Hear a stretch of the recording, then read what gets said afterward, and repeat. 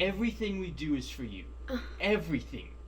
Do you think I like driving that car around? No. Do you? No. Do you think I like working double shifts at the psych hospital? Obviously not. You needed to go to that Catholic school because your brother saw someone knifed in front of him at the public school. Is that what you want? No. Larry, what are you doing? Nothing.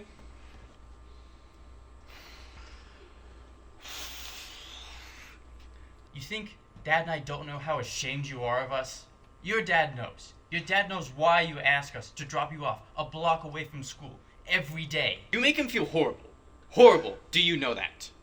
I'm sorry. Marvin, you didn't have to bring that up.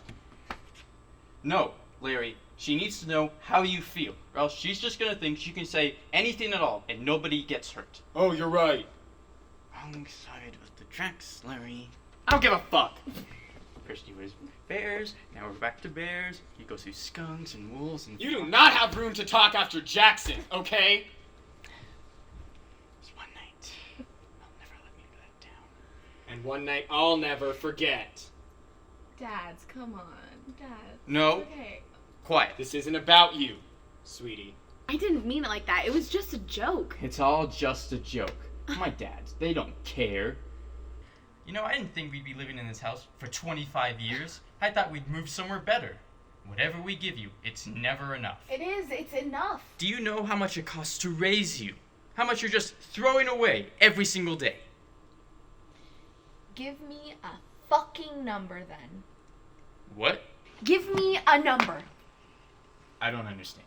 Give me a number of how much money it has cost to raise me, and then when I'm older and I'm making way more money than you or Dad, I will pay you back every single penny, so I never, ever have to see any of your faces again. I highly doubt that you will be able to get a job good enough to do that. Fuck!